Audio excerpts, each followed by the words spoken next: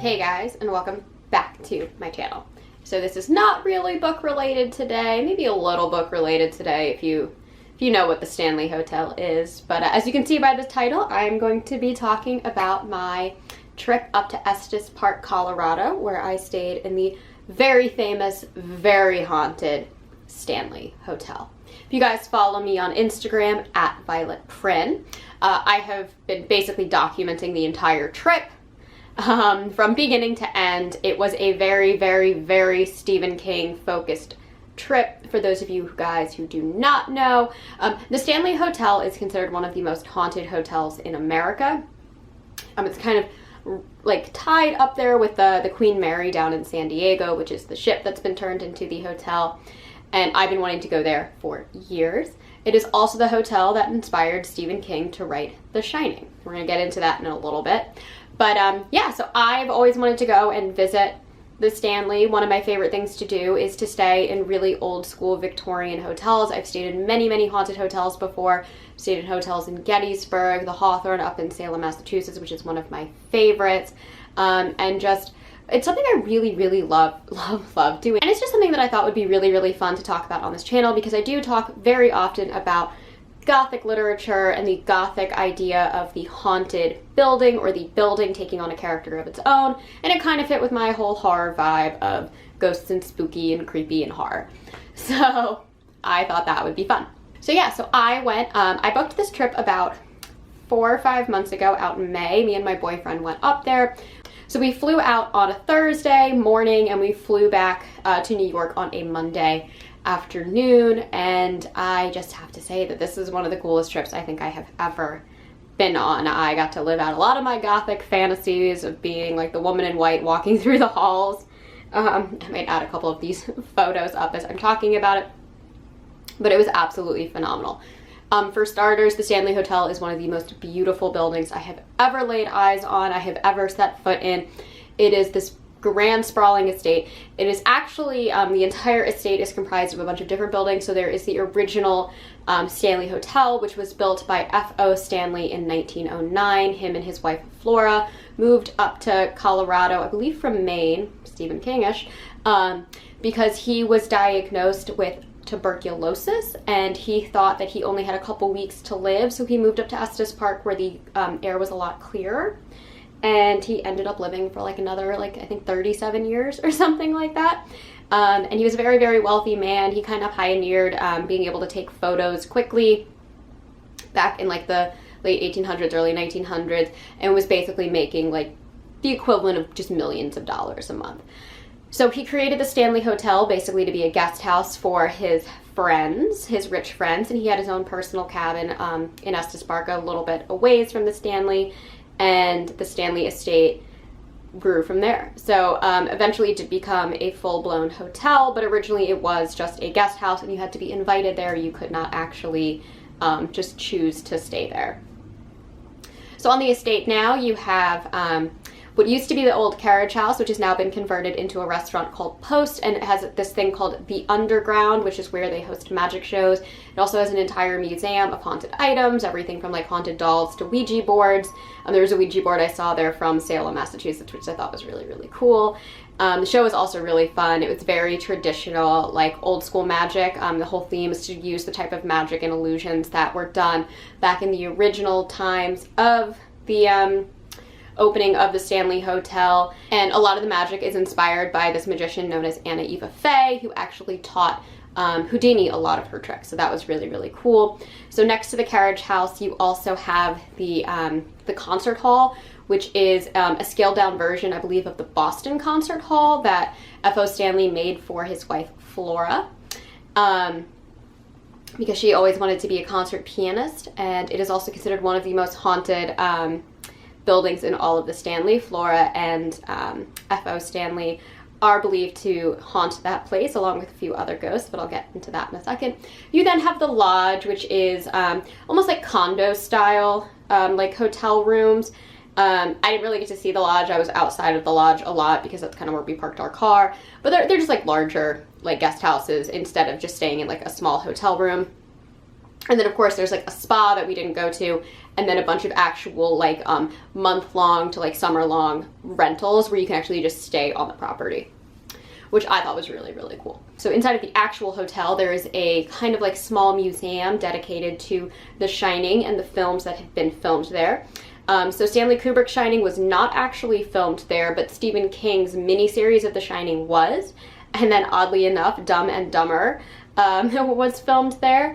And notoriously, Jim Carrey decided that he was going to stay in room 217 when he was filming it because he is a huge Stephen King fan, and after about 3 hours was running down the hall screaming to the front desk that he could not stay there, that there was something in his room, and he refused to set foot or stay in the Stanley Hotel after that, and he has never disclosed what actually spooked him to kind of fully leave the hotel, which I thought was very interesting.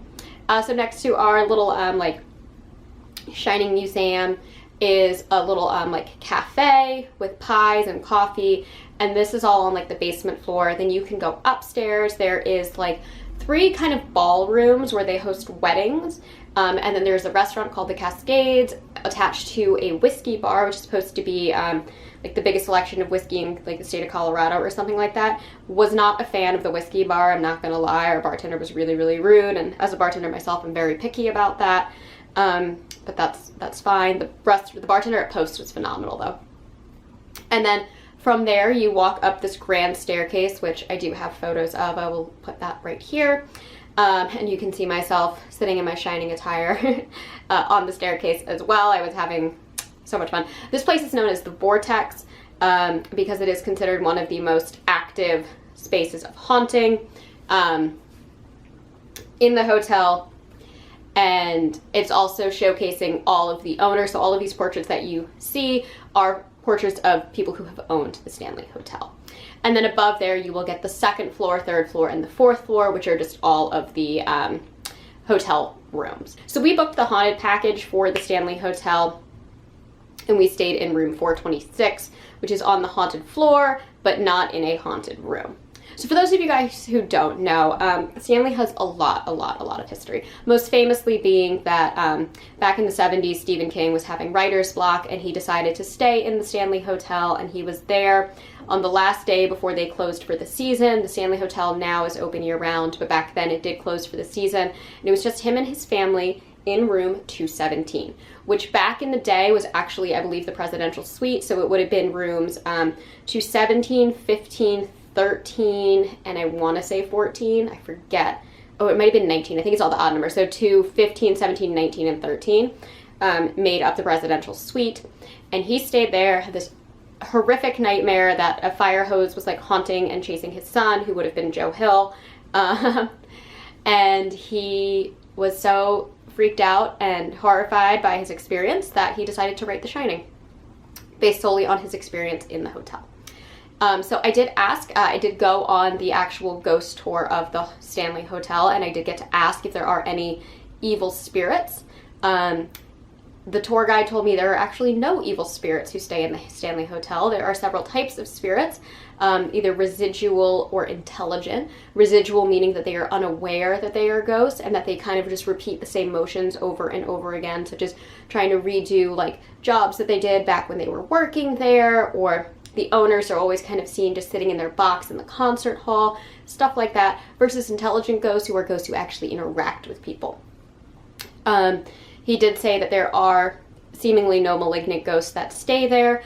I did a little bit of research afterwards. I had to do it afterwards because I think I would be too freaked out if I knew there were malignant ghosts staying in the building that I was in. And that actually seems to be true. I will say that there are a couple of ghosts that can cause problems for you, but they don't seem to be evil. Lord Dunraven, who was the original owner of the land that the Stanley is built on, that F.O. Stanley purchased the land from, though he never stayed at the hotel, he is believed to haunt room 401. He's a bit of a ladies' man, so he's not the kindest to gentlemen who stay in room 401. And Mrs. Elizabeth Wilson, I believe that was her name, I'm sorry if that's not, she is the ghost who haunts 217. So she was the head maid back in 1911, and she went into 217 one day with a lit candle, and there happened to be a gas leak, and the room exploded. She survived, though she fell into the dining room below, which I believe is, or I guess it was the kitchen at the time. It's now the McGregor, like, ballroom. And she broke her ankles and I believe her wrist.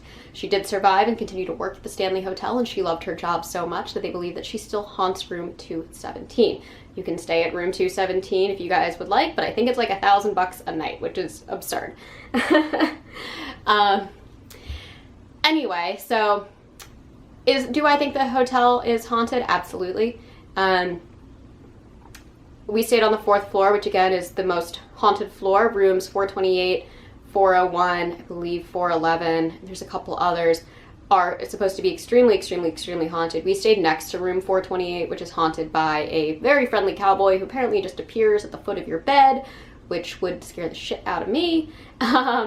And you also will hear on the 4th floor a lot of children running back and forth, because back in the early 1900s, the 4th floor was not hotel rooms, it was actually attics where women and children would stay.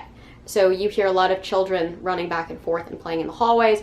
I did not hear that. What I did hear, and I found this out after hearing it, is that a lot of times when you stay on the 4th floor, you will hear footsteps above you, which is impossible because there is no floor above you, just the roof. So I did hear that a lot. I will say that I was woken up twice in the middle of the night by someone poking my legs. I thought it was my boyfriend, but he was on the complete opposite side of me, and he was extremely fast asleep both times it happened. So that was kind of spooky. Very cool though, but definitely spooky. If you want to see our hotel room, I did shoot my review of Ronald Malfi's Come With Me in our hotel room. It's very, very tiny. I did request that we have one of the older rooms because a lot of the rooms have been renovated recently and the bathrooms have been upgraded, and they've taken out bathtubs, and I can't imagine staying in the iconic Overlook Hotel and not having a bathtub for a ghostly woman to magically appear. The bathtub and the bathroom were actually the closest part of our personal hotel room to 428, and that was definitely the room that I felt most uneasy in. It was definitely creepy being that close to 428. The door was also always open. Apart from being poked several times in the middle of the night and woken up a lot, this did happen quite a few times, only on 2 nights though, doors open by themselves often, which was very, very, very interesting. My boyfriend's actually the one who noticed it at first, and he doesn't really believe in ghosts, and he kept pointing out to me, he was like, that door just opened on its own, and at first I thought he was like pulling my leg or joking, but it just kept happening, and I don't think he was doing it. Like, it was very, very strange.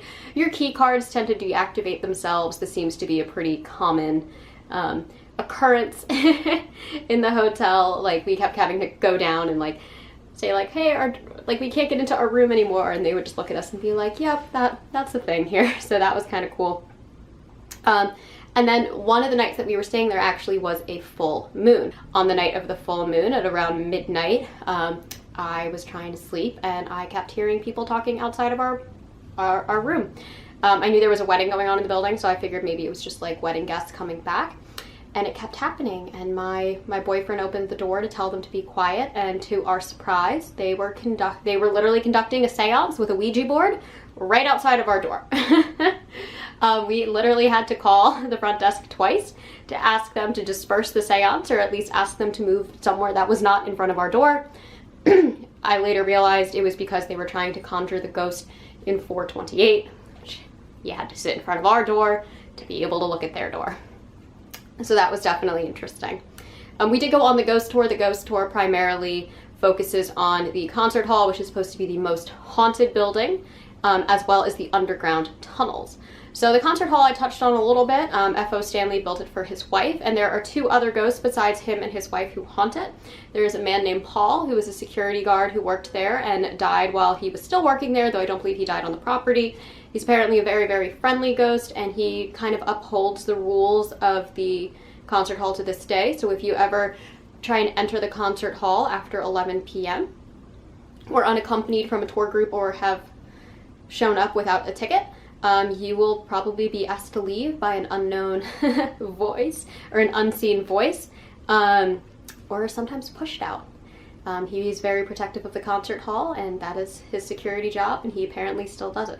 There's also a girl named Lucy who our tour actually tried to contact. Very little is known about her. They believe she might have been a homeless woman who froze to death on the property, and tried to seek refuge in the carriage house, or in the concert hall.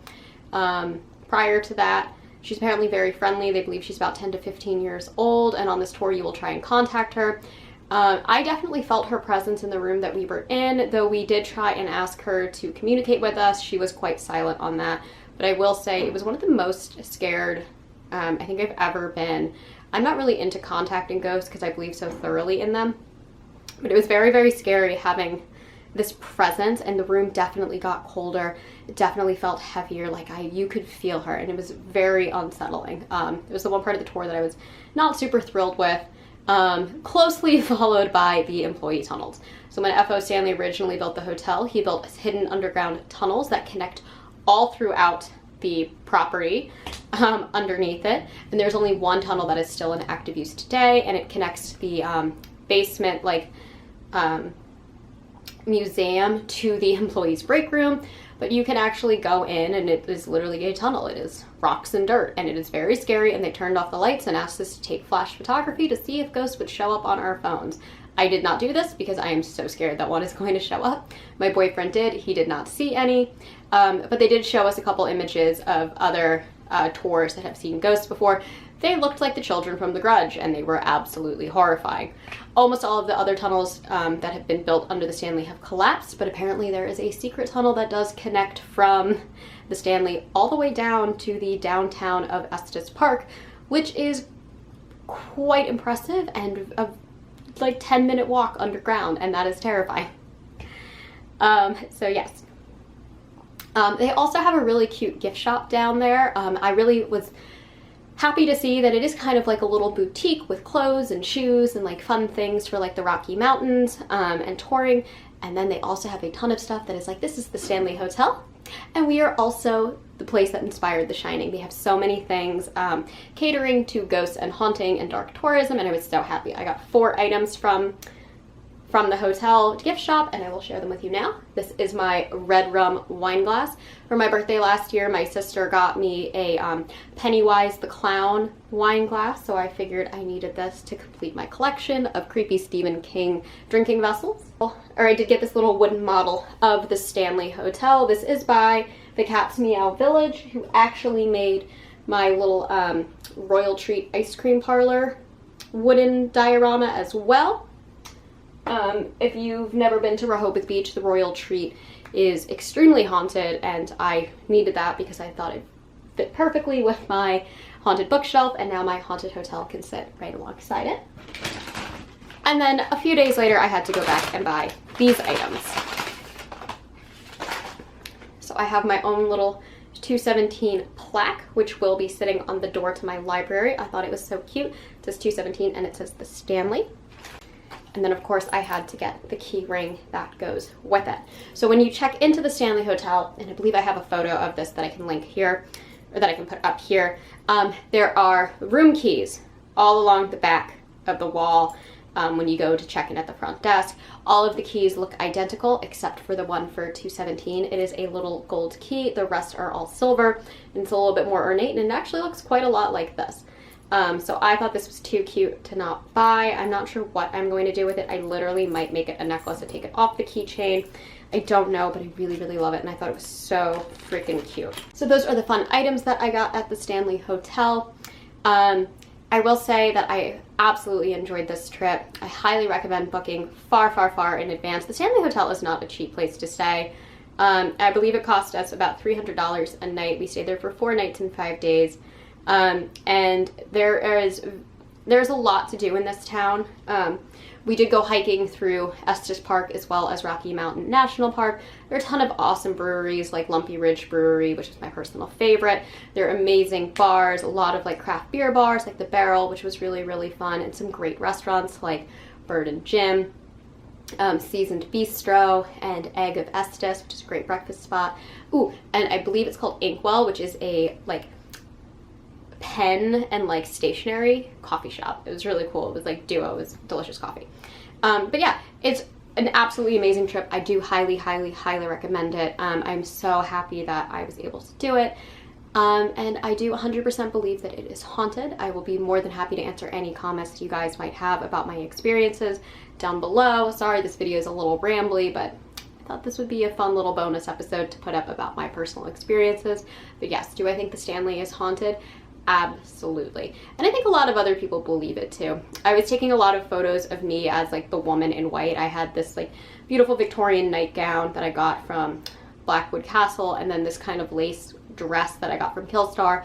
And when I was walking around, I did run into a couple people kind of late at night while wearing it, and I did scare them. So they did actually think at one point that I was a ghost. One person asked me when I was in my nightgown if I was real. And that was one of the highlights of my experiences, because I may have been mistaken for a ghost, and that was awesome. But yes, I am so thrilled that I went. I'm so happy that I got to see such beautiful architecture, so many original pieces, this just amazing style from back in the early 1900s. A lot of things are still very, very original, like the staircase, the elevator. It has obviously been upgraded to be, you know, more motorized, but the interior is still the original I believe it was built in 1909. It might have been 1911. Elevator, it is gold, it is stunning. The ballrooms are beautiful. Flora Stanley's original piano is still there. You can see it. There are actually many pianos on the property. Right outside of the music room, there are these beautiful, like absolutely stunning fireplaces throughout the building. I mean, it is just absolutely gorgeous. The grounds are gorgeous. There's several waterfalls on the property. I mean, it is just absolutely beautiful, and it is right in the valley of all of these gorgeous mountains. So I highly, highly, highly recommend checking it out, whether you believe in ghosts or you don't. Though I imagine if you're on this channel, you probably do believe in ghosts. It is truly incredible, and if you are a fan of Stephen King, I can't imagine staying there and not being inspired to write one of the greatest horror stories of all time. So yes, as always, thank you guys so much for watching. I post every Monday and Thursday. If you enjoy these videos, please hit the like and subscribe buttons down below. I have some more haunted hotel vacations that I think I'm putting in the works, so hopefully we will get to those very, very soon, and I will keep you updated on that and catch you all in the next one. Thanks again. Mwah.